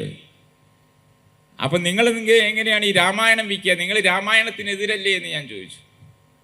അപ്പോൾ അവർ പറഞ്ഞ്, കമ്മ്യൂണിസ്റ്റുകാരുടെ ആണെങ്കിലും ഇതൊരു പുസ്തകശാലയാണ്, കച്ചവടമാണ്, ആളുകൾ വാങ്ങിക്കുന്ന പുസ്തകമല്ലേ ഇവിടെ വെക്കാൻ പറ്റുള്ളൂ. ഇതാണ് അദ്ദേഹത്തിൻ്റെ ചോദ്യം. അപ്പോൾ വളരെ സംഘടിതമായി രാമായണത്തെ ഇല്ലാതാക്കാൻ ശ്രമിച്ചവർ രാമായണം വിറ്റ് ജീവിക്കേണ്ട ഗതികേടിൽ ഒരു പരിവർത്തനം സംഭവിച്ചിരിക്കുന്നു. അപ്പോൾ എന്തായാലും ഈ ഒരു മാറ്റം നമ്മുടെ നാട്ടിൽ ഹിന്ദു സമൂഹത്തിൻ്റെ ഇടയിൽ ഉണ്ടായിക്കൊണ്ടിരിക്കുകയാണ്. ഈ മാറ്റം കുറച്ചുകൂടി സാർത്ഥകമാകേണ്ടതുണ്ട്, കുറച്ചുകൂടി സഫലമാകേണ്ടതുണ്ട്, കുറച്ചുകൂടി രാഷ്ട്രവൈഭവത്തെ ലക്ഷ്യമാക്കിയാകേണ്ടതുണ്ട്. 2047 ആഗസ്റ്റ് 15 സ്വതന്ത്ര ഭാരതത്തിൻ്റെ 100-ാം വർഷമായി പിറന്നു വീഴുന്നത്. 2047 സ്വതന്ത്ര ഭാരതം എന്ന് പറയുന്നത് ഈ പരിവർത്തനത്തിൻ്റെയൊക്കെ ആകത്തുക സമ്മാനിക്കുന്ന വൈഭവശാലിയായ രാഷ്ട്രമാകണം. അത്തരമൊരു പരിവർത്തനത്തിൻ്റെ മൂല്യങ്ങൾ എന്നുള്ള നിലയിൽ 5 കാര്യങ്ങൾ നമ്മൾ ശ്രദ്ധിക്കുക എന്ന് പറഞ്ഞിട്ടുണ്ട്. അതിലൊന്ന് നമ്മുടെ കുടുംബങ്ങളാണ്. ഭാരതീയ കുടുംബങ്ങൾ, ഹിന്ദു കുടുംബങ്ങൾ. ആ കുടുംബങ്ങൾ ശാക്തീകരിക്കപ്പെടണം. എങ്ങനെ ശാക്തീകരിക്കപ്പെടും? ഇന്ന് അച്ഛനും അമ്മയും, കുട്ടികൾ വിദേശത്ത്, അവർ മടങ്ങി വരാൻ താല്പര്യപ്പെടുന്നില്ല. പക്ഷെ ലോകത്തെവിടെയാണെങ്കിലും അച്ഛനും അമ്മയും കുട്ടികളുമാണ്, സഹോദരന്മാരും സഹോദരിമാരുമാണ്. അവർ ലോകത്തെവിടെ ആയിക്കോട്ടെ, അതിന് നമുക്ക് തടയാൻ പറ്റുമെന്ന് എനിക്ക് തോന്നുന്നില്ല. പക്ഷേ നമ്മുടെ കുടുംബത്തിലുള്ള ഒരു പവിത്രമായ ബന്ധമുണ്ട്. ഒന്ന്, നമ്മൾ നമ്മുടെ കുടുംബത്തിലാണ് നമ്മളെക്കാൾ കൂടുതൽ മറ്റുള്ളവരെ സ്നേഹിക്കാൻ പഠിക്കുന്നത്. നമ്മളെക്കാൾ കൂടുതൽ മറ്റുള്ളവർക്ക് വേണ്ടി നമ്മുടെ ഹൃദയം വികാരം കൊള്ളുന്നത് നമ്മുടെ കുടുംബ ബന്ധങ്ങളിലാണ്. എൻ്റെ അച്ഛൻ, എൻ്റെ അമ്മ, എൻ്റെ സഹോദരൻ, എൻ്റെ മകൻ, എൻ്റെ മകൾ എന്നുള്ളതാണ്. അങ്ങനെ നമ്മളെക്കാൾ കൂടുതൽ മറ്റുള്ളവരുടെ ജീവിതത്തിന് മഹത്വം കൽപ്പിക്കുന്ന ഒരു സ്വഭാവ സവിശേഷത നമ്മുടെ കുടുംബത്തിലൂടെ നമ്മൾ ശീലിച്ചെടുക്കുന്നതാണ്, തനിയെ വരുന്നതാണ്. അതിനുമപ്പുറം ഭാരതീയ കുടുംബ ബന്ധങ്ങൾക്കൊരു പവിത്രതയുണ്ട്.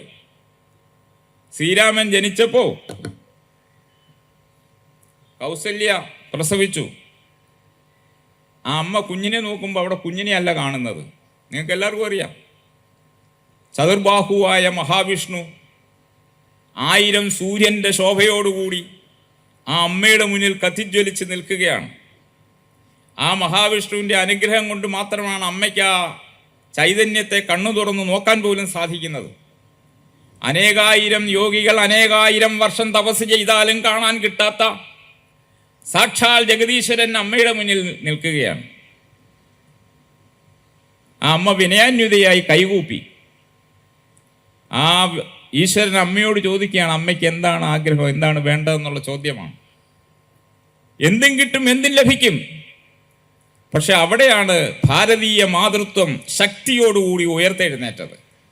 അങ്ങേറ്റം ഭക്തിയോടെ, അങ്ങേറ്റം ശ്രദ്ധയോടെ, അങ്ങേറ്റം വിനയാന്വിതയായി നിന്ന അമ്മ മഹാവിഷ്ണുവിനോട് പറഞ്ഞത് കേവലം അലൗകികമായ ഈ രൂപം മറയ്ക്കണം എന്നാണ്.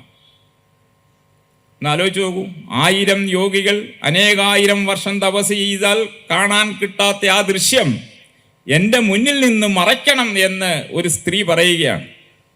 അത് ഇന്ത്യൻ സ്ത്രീയുടെ കരുത്താണ്. ഈശ്വരൻ്റെ മുഖത്ത് നോക്കിയാണ് പറയുന്നത്, ഈശ്വരനോടാണ് പറയുന്നത്. എന്നിട്ടോ എന്തിനു വേണ്ടി മറയ്ക്കണം എന്നാണ് ചോദിക്കുന്നത്? എനിക്കെൻ്റെ കുഞ്ഞിനെ വേണം, എനിക്ക് ലാളനാശ്ലേഷാദ്യ അനുരൂപമായൊരു ബാലഭാവത്തെ മമ്മ കാട്ടണം എന്നാണ് പറയുന്നത്. എനിക്ക് ലാളിക്കാൻ, എനിക്ക് ആശ്ലേഷിക്കാൻ, അതിനനുരൂപനായിട്ടുള്ള എൻ്റെ കുഞ്ഞിനെ എനിക്ക് തിരിച്ചു തരണം, എനിക്കെൻ്റെ കുഞ്ഞിനെയാണ് വേണ്ടത്. എന്നിട്ട് അമ്മ പറയുകയാണ്, ഞാൻ ഈ സംസാരസാഗരമെല്ലാം അവ്യാജമായ പുത്രവാത്സല്യത്താലെ മറികടക്കും. അതിനെനിക്ക് വേറെ ആരെയും അനുഗ്രഹം ആവശ്യമില്ല. അവ്യാജമായ പുത്രവാത്സല്യം എന്ന് പറയുന്നത് ഈശ്വര സാക്ഷാത്കാരത്തിൻ്റെ ഭാരതീയ അമ്മമാരുടെ മാർഗമാണ് എന്നതാണ് രാമായണത്തിൽ നമ്മളെ പഠിപ്പിക്കുന്നത്. അത് ഇന്ത്യൻ മാതൃത്വത്തിൻ്റെ കരുത്താണ്. ആ കരുത്തിന് മുന്നിൽ ഈശ്വരന് പോലും നിൽക്കാൻ സാധ്യമല്ലാത്ത രീതിയിലുള്ള ഒരു മാതൃത്വത്തിൻ്റെ ശക്തിയാണ്. ഇത് ഭാരതീയ കുടുംബ ബന്ധങ്ങളുടെ ഇത് പവിത്രമായ ബന്ധമാണ്, ഈശ്വരീയമായ ബന്ധമാണ്. മധുരയിലേക്ക് കടന്നു വരുന്ന ശ്രീകൃഷ്ണനെ വിവരിക്കുന്ന ശ്ലോകം ഗീതാധ്യാന ശ്ലോകത്തിലുണ്ട്. വസുദേവസുതം ദേവം, വസുദേവന്റെ പുത്രൻ വരികയാണ്. അവൻ കംസചാണൂരന്മാർക്ക് മർദ്ദകനാണ്. കംസചാണൂരന്മാരെയൊക്കെ നിധനിച്ചിട്ട് വരുന്ന വരവാണത്. പക്ഷെ ആ കൃഷ്ണൻ ദേവകിയിലുണ്ടാക്കുന്ന ചലനം എന്താണ്? ദേവകി പരമാനന്ദം എന്നാണ്. എന്താണ് ഈ പരമാനന്ദം? സാധാരണ സന്തോഷമാണോ? അത് അല്ല. അത് സാക്ഷാത്കാരത്തിൻ്റെ അനുഭൂതിയുടെ സന്തോഷമാണ്. ആ അമ്മ ഈ കുഞ്ഞിനെ കണ്ടിട്ടില്ല, ആദ്യമായിട്ട് കാണുകയാണ്. പ്രസവിച്ചു കഴിഞ്ഞ് അമ്മ കാണുന്നത് വസുദേവർ കൊണ്ടുവന്നിട്ട പെൺകുഞ്ഞിനെയാണ്. ആദ്യമായിട്ട് സ്വന്തം കുഞ്ഞിനെ കാണുകയാണ്. ആ കുഞ്ഞിൻ്റെ വരവിൽ അമ്മ കണ്ണടച്ചിരിക്കുകയാണ്, പരമാനന്ദം അനുഭവിക്കുകയാണ്. ഇത് ഭാരതീയ കുടുംബ ബന്ധങ്ങളുടെ തീവ്രതയാണ്, ഈശ്വരീയതയാണ്.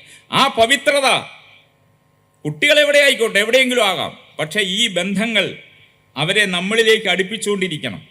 ആ പവിത്രതയില്ലേ, ആ ബന്ധം കുട്ടികളിലൂടെ വരുന്ന തലമുറയിലൂടെ നിലനിർത്താൻ നമുക്ക് സാധിക്കണം. അതിന് തക്കവണ്ണം കുടുംബത്തിൻ്റെ അന്തരീക്ഷം നമ്മൾ പരിശുദ്ധമായി സൂക്ഷിക്കേണ്ടതുണ്ട്. നമ്മുടെ പെരുമാറ്റം, നമ്മൾ തമ്മിലുള്ള പെരുമാറ്റം, നമ്മുടെ വാക്കുകൾ, നമ്മുടെ ആചാരങ്ങൾ, നമ്മുടെ അനുഷ്ഠാനങ്ങൾ, ഇതിൻ്റെ എല്ലാം കേന്ദ്രം ഇതാണ്. കേവലം നമ്മുടെ സ്വാർത്ഥ മോഹ സംരക്ഷണമല്ല.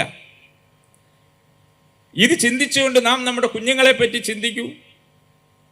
കുഞ്ഞുങ്ങൾ നമ്മുടെ അച്ഛനമ്മമാരെ പറ്റി ചിന്തിക്കട്ടെ. അപ്പൊ ഈ രീതിയിൽ കുടുംബ ബന്ധത്തിൻ്റെ പവിത്രതയെ നിലനിർത്തിക്കൊണ്ട് കുടുംബത്തെ ശാക്തീകരിക്കുക. നമ്മൾ വിചാരിക്കും നമ്മുടെ കുട്ടികൾ വിദേശത്ത് പോയി, ഭാരതത്തിൽ നിന്ന് ചെറുപ്പക്കാർ വിദേശത്തേക്ക് പോകുന്നു, വലിയ നഷ്ടം. ഇങ്ങനെയാണെങ്കിൽ അത് നഷ്ടമല്ല. ബ്രെയിൻ ഡ്രെയിൻ എന്നൊരു വാക്കും ഒരു ബ്രെയിൻ ഗെയിൻ എന്നൊരു വാക്കും ഉണ്ട്. ഈ അടുത്ത കാലത്ത് ഹിന്ദു പത്രത്തിൽ ഇതിനെപ്പറ്റി ലേഖനം ഉണ്ടായിരുന്നു. ഇവിടുന്ന് പോകുന്ന കുട്ടികളുടെ കണക്കും എല്ലാം വെച്ചിട്ട് ധാരാളം കുട്ടികൾ പോകുന്നു. പക്ഷെ ലോകത്ത് മുഴുവൻ ഉണ്ടായിക്കൊണ്ടിരിക്കുന്ന മാറ്റം എന്താണ്? ഈ ഭാരതീയ സംസ്കാരം ഇവരിലൂടെ ലോകം മുഴുവൻ അറിഞ്ഞുകൊണ്ടിരിക്കുന്നു. അതുകൊണ്ട് ഇതൊരു ബ്രെയിൻ ഗെയിനാണ് എന്നായിരുന്നു ആ ലേഖനത്തിൻ്റെ സാരം. അങ്ങനെ സംഭവിക്കാം. നമ്മളതിൽ ദുഃഖിക്കേണ്ട കാര്യമൊന്നുമില്ല. അവരെയൊന്നും നമ്മുടെ മടിയിൽ തന്നെ പിടിച്ചിരുത്തേണ്ട കാര്യമൊന്നുമില്ല. അവർ പറക്കട്ടെ. പക്ഷേ ഈ സംസ്കാരത്തിൻ്റെ സുഗന്ധം, ഈ സംസ്കാരത്തിൻ്റെ മാധുര്യം അവരുടെ ഹൃദയങ്ങളിൽ ഉണ്ടാവുകയും ഈ സംസ്കാരം ലോകത്ത് മുഴുവൻ അവർ പഠിപ്പിക്കുകയും ചെയ്യണം. കാരണം ഹിന്ദു മാത്രമാണ് ലോകത്തെ സകല ചരാചരങ്ങളുടെയും നന്മ ആഗ്രഹിക്കുന്ന ഒരു ജനത, ഒരു സംസ്കാരം ഹിന്ദുത്വം മാത്രമാണ്. സമസ്ത ലോക സുഖിനോ ഭവന്തു. അവനവൻ ആത്മസുഖത്തിനായി ആചരിക്കുന്ന അവരന് സുഖത്തിനായി വരണം എന്നതിൻ്റെ കാരണം എന്താണ്? അവനിവനെന്നതൊക്കെ ഓർത്താൽ അവനിയിൽ ആദിമമായ ഒരു ആത്മരൂപം. ഇത് ശ്രീനാരായണ ഗുരുദേവൻ പറഞ്ഞ അവനിവനെന്നൊക്കെയുള്ള വേറിടൽ അത് കേവലം തോന്നലാണ്. അത് ആദിമമായ ഒരു ആത്മരൂപമാണ്. അതുകൊണ്ട് ഞാൻ എനിക്ക് വേണ്ടി, എൻ്റെ നന്മയ്ക്ക് വേണ്ടി, എൻ്റെ സുഖത്തിന് വേണ്ടി ചെയ്യുന്ന കാര്യം അവനെൻ്റെ സുഖത്തിനായി വരണം. ഈ ഒരു സംസ്കാരത്തിൻ്റെ മാധുര്യം നമ്മുടെ കുട്ടികളിൽ പകർന്നു കൊടുത്തിട്ട് ആ കുട്ടികൾ ലോകം മുഴുവൻ സഞ്ചരിക്കട്ടെ, ലോകത്തെവിടെയും ജീവിക്കട്ടെ. അത് നമുക്കൊരു നഷ്ടമായിട്ട് നമ്മൾ കരുതണ്ട. കാരണം വർത്തമാനകാലം എല്ലാ അതിരുകൾക്കും അപ്പുറം സമൂഹം ഒന്നിക്കുന്ന ഒരു കാലത്തിൻ്റെ സന്ദേശമാണ്. ആ സന്ദേശത്തിൻ്റെ അടിത്തറയാണ് ഹിന്ദുത്വം. നമുക്ക് പകർന്നു കൊടുക്കാൻ സാധിക്കും. പക്ഷേ ആ ഹിന്ദു സമൂഹം അനേകം വർഷങ്ങളായി ജാതി ഉച്ചനീചത്വങ്ങളാൽ വീർപ്പുമുട്ടി വേറിട്ട് നിൽക്കുകയാണ്. അതിൻ്റെ അവശേഷിക്കുന്ന അവശിഷ്ടങ്ങളെ കൂടി നമ്മൾ തൂത്തെറിയണം. ഞാൻ നേരത്തെ ചൂണ്ടിക്കാണിച്ച ആധ്യാത്മികാചാര്യന്മാരുടെയും സാമൂഹ്യ പരിഷ്കർത്താക്കളുടെയും നേതൃത്വപരമായി വലിയ പരിവർത്തനം വന്നിട്ടുണ്ട്. പക്ഷെ അവശേഷിക്കുന്ന അവശിഷ്ടങ്ങൾ നമ്മുടെ ഉള്ളിൻ്റെ ഉള്ളറകളിൽ അവശേഷിക്കുന്ന ജാതിബോധത്തെ പരിപൂർണമായി തുടച്ചു നീക്കി സമ്പൂർണ്ണ സമാജവും എൻ്റെയാണ് എന്ന ചിന്ത നമ്മുടെ ഹൃദയത്തിൽ, ഓരോരുത്തരുടെ ഹൃദയത്തിലും വേണം. നമ്മൾ ആദ്യം അത് സ്വീകരിക്കുക. സമൂഹത്തിലെ ഓരോരുത്തരുടെ ഹൃദയത്തിലും ജാതി ഇല്ലാതാക്കാനൊന്നും ആരും പരിശ്രമിക്കാൻ പോകേണ്ടതില്ല. ജാതി ഉണ്ടായിക്കോട്ടെ, പക്ഷെ ഏത് ജാതിയായാലും അവൻ എൻ്റെ ആളാണ്. അവരെല്ലാം ഹിന്ദുവാണ്. നമ്മൾ തമ്മിൽ യാതൊരു ഉച്ചനീചത്വ വ്യത്യാസവുമില്ല. ഏത് ഹിന്ദുവിനും ഒന്നിച്ച് ചെയ്യാവുന്ന കാര്യങ്ങൾ അത് മാത്രമാണ് ഹിന്ദു സമൂഹത്തിൽ ഉണ്ടാകേണ്ടത്. ജാതി വ്യത്യാസം നിലനിർത്തുന്ന വസ്തുതകളെ ക്രമേണ ഇല്ലാതാക്കണം. ഒറ്റയടിക്ക് ഇല്ലാതാക്കാൻ സാധിച്ചെന്ന് വരില്ല. പണ്ട് കാശിയിൽ ഒരു വലിയ രാഷ്ട്രീയ നേതാവ് കാശിയിലെ ക്ഷേത്രത്തിലേക്ക് കുറേ ദളിത് സമൂഹത്തെയും കൊണ്ട് വലിയ പ്രകടനമായിട്ടൊക്കെ പോയി. ഇവിടെ വലിയ അനീതി നടക്കുന്നു, ഇവിടെ വലിയ വിവേചനം നടക്കുന്നു, ദളിതരെ പ്രവേശിപ്പിക്കുന്നില്ല, അതിവിടുത്തെ ഭാരവാഹികൾ നടത്തുന്ന ജാതി വിവേചനമാണെന്നെല്ലാം പറഞ്ഞ് അതിൽ പ്രതിഷേധിച്ചുകൊണ്ട് കാശിയിലേക്ക് നൂറുകണക്കിന് ആളുകളെയും കൊണ്ട് ഇയാൾ പോവുകയാണ്, ഒരു വലിയ നേതാവ്. അപ്പോൾ അവിടുത്തെ കാശിയിലുണ്ടായിരുന്ന പുരോഹിതന്മാരും അവിടുത്തെ അതിൻ്റെ ഭരണാധികാരികളും പറഞ്ഞു, അത് നിങ്ങളെ അങ്ങനെ കയറ്റാൻ പറ്റത്തില്ല. അവരങ്ങ് തടഞ്ഞു. അത് കയറ്റിയില്ല. അവർക്ക് അങ്ങോട്ട് കടക്കാൻ പറ്റിയില്ല. അവർ തടഞ്ഞു. അവസാനം തിരിച്ചുപോയി. വലിയ വാർത്തയായി, സംവാദമായി. അതിനുശേഷം പൂജനീയ ഗുരുജി ഒരിക്കൽ കാശിയിൽ യാത്ര ചെയ്തപ്പോൾ ഈ കാശിയിലെ ഈ പുരോഹിതന്മാരോടും സംഘാടകരോടും ചോദിച്ചു, നിങ്ങളെന്താണ് അവരെ തടഞ്ഞെന്തിനാണ്? അപ്പോൾ അവർ പറഞ്ഞു, ഇവിടെ വർഷങ്ങളായിട്ട് ലക്ഷക്കണക്കിന് ആളുകൾ വരുന്നു, ആയിരക്കണക്കിന് ആളുകൾ വരുന്നു, ആയിരക്കണക്കിന് ആളുകൾ ആരാധിക്കുന്നു, ആയിരക്കണക്കിന് ആളുകൾ ക്ഷേത്രത്തിനുള്ളിൽ പ്രവേശിച്ച് ശിവലിംഗത്തെ സ്പർശിച്ചുകൊണ്ട് ആരാധന നടത്തുന്നു. ഇന്ന് വരെ ഞങ്ങൾ ഒരാളോടും ജാതി ചോദിച്ചിട്ടില്ല. ഇന്ന് വരെ ഞങ്ങൾ ആരോടും ജാതി ചോദിച്ചിട്ടില്ല. എല്ലാ ജാതിക്കാരും എന്ന് പോകുന്നുണ്ട്. ഇവിടെ ഇപ്പോൾ ഒരാള് ഞാൻ ഇവിടുത്തെ ദളിതരുടെ ഉദ്ധാരകനാണെന്ന് പറഞ്ഞുകൊണ്ട് കുറേ പേരെ വിളിച്ചുകൊണ്ടൊരു ഷോ കാണിച്ചപ്പോൾ അതിൻ്റെ അർത്ഥം ഞങ്ങൾ ഇവർക്കെതിരാണ് എന്ന്, ഞങ്ങൾ ഇവരുടെ ശത്രുക്കളാണ് എന്ന് പ്രഖ്യാപിക്കാനാണ്. അത് ഞങ്ങൾ സമ്മതിക്കത്തില്ല എന്ന് പറഞ്ഞു. ഒന്ന് ആലോചിച്ച് നോക്കൂ, സാമൂഹ്യ പരിവർത്തനം എങ്ങനെയാണ് ആധ്യാത്മികാചാര്യന്മാർ നടത്തിയത്. ഇന്നത്തെ ചില ജാതിവാദി നേതാക്കന്മാർ സമൂഹത്തിൽ ഉണ്ടാക്കിക്കൊണ്ടിരിക്കുന്ന, ജാതിയുടെ പേരിൽ ഉണ്ടായിക്കൊണ്ടിരിക്കുന്ന അസ്വസ്ഥതകളുടെ സ്വഭാവം നമുക്കിതിൽ കാണാൻ സാധിക്കും. ജാതി ഉച്ചനീചത്വങ്ങൾ സമൂഹം മറന്ന് ഏകോദര സഹോദരന്മാരായി ജീവിച്ചു തുടങ്ങിയ ഒരു കാലഘട്ടത്തിൽ പഴയകാലത്ത് നിലനിന്നിരുന്ന ചില ജീർണമായ അനാചാരങ്ങളുടെ വിഴുപ്പും പേറി ഇന്ന് സമൂഹത്തിൽ വിഷം പടർത്തി സമൂഹത്തെ ഭിന്നിപ്പിക്കാൻ നടത്തുന്ന ശ്രമങ്ങൾ, അതിനെ വളരെ ജാഗ്രതയോടെ നമ്മൾ നോക്കിക്കാണേണ്ടത് തന്നെയാണ്. അങ്ങനെ ചെയ്യുന്നവർ രാജ്യത്തിൻ്റെ ശത്രുക്കളോട് കൈകോർത്ത് ചെന്ന്, രാജ്യത്തെ വിഘടനവാദി ഭീകരവാദികളോട് കൈകോർത്ത് നിന്നുകൊണ്ടാണ് പ്രവർത്തിക്കുന്നത് നമ്മൾ കാണാതിരുന്നുകൂടാ. അപ്പോൾ അതിനെ നമ്മൾ നോക്കിക്കാണേണ്ടതാണ്. അങ്ങനെ ഒരു പരിതസ്ഥിതിയിൽ നമ്മുടെ ഓരോരുത്തരുടെയും നിത്യമായ പ്രവർത്തനത്തിൽ, പെരുമാറ്റത്തിൽ നിന്ന് ജാതി ചിന്ത പരിപൂർണമായി ഉച്ചാടനം ചെയ്ത് എല്ലാവരും ഒരമ്മ പെറ്റ മക്കളാണ്, എല്ലാവരും നമുക്ക് സ്വന്തമാണെന്ന് കരുതണം. അതാണ് സാമാജിക സമരസത എന്ന് പറയുന്ന ഒരു പരിവർത്തനത്തിൻ്റെ ബിന്ദു. നമ്മുടെ രാജ്യം ശക്തിപ്പെടണം, സാമ്പത്തികമായി ശക്തിപ്പെടണം, എല്ലാ തരത്തിലുള്ള ഐശ്വര്യം ഉണ്ടാകണം. അതോടൊപ്പം രാജ്യത്തിൻ്റെ പാരമ്പരിക സാംസ്കാരിക മൂല്യങ്ങൾ നമ്മുടെ ജീവിതത്തിൻ്റെ മൂല്യങ്ങളായി സ്വീകരിക്കണം. അതിന് നമ്മൾ സ്വദേശി എന്നുള്ള ആശയം നമ്മുടെ ജീവിതത്തിൻ്റെ ഭാഗമാക്കണം.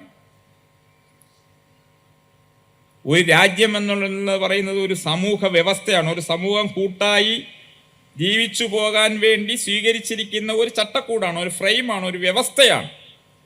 ആ വ്യവസ്ഥയാകുമ്പോൾ ചില നിയമങ്ങളുണ്ടാകും.